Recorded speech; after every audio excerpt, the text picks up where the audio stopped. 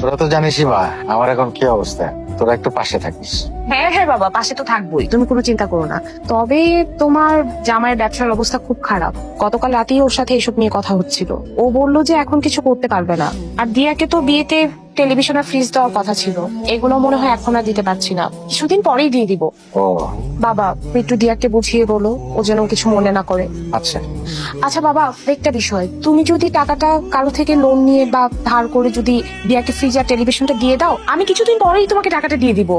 তুমি কোনো চিন্তা করো না বাবা, সব ঠিকভাবে হবে। দেখি চেষ্টা করে কি করতে পারি। তো তোরা কবে আসবি? এই তো গায়ে হলো দিদি। এখন কিভাবে কি করবা সেটা কি চিন্তা করছো?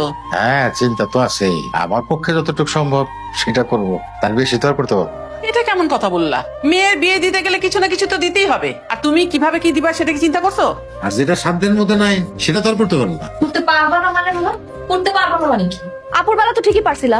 আপুর বেলায় বিয়ের সময় তো একদম স্বর্ণ গয়না দিয়ে সাজায় গুছে তারপর পাঠাইছিল। আমার বেলা বঞ্চিত করবা কেন আমাকে? বড় আপু তোমার মেয়ে আর আমি তোমার মেয়ে না? নাকি তোমার অমতে সুমনের সাথে আমার বিয়ে ঠিক হয়েছে বলে তুই এখন দিতে চাইতেছ না?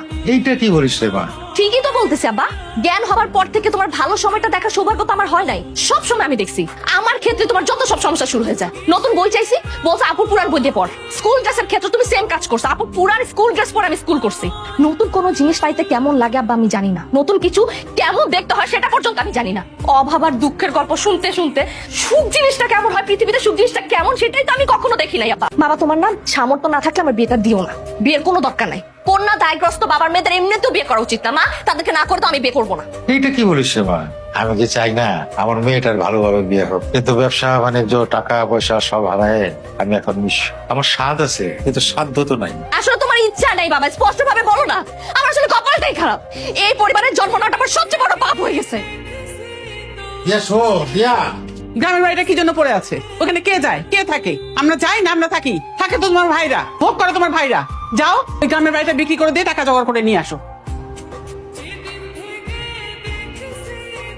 এই রবি দাঁড়া দাঁড়া দাঁড়া দাঁড়া। কি খবর, কেমন আছিস? আছি আলহামদুলিল্লাহ, ভালোই আছি। তোরা তো আজকাল পাওয়াই যায় না, ফোন করলেও ধরিস না। আর বলিস না বন্ধু, এমন ঝামেলায় থাকি না, সবার সাথে যে যোগাযোগ করব সেই সময়টুকু পাই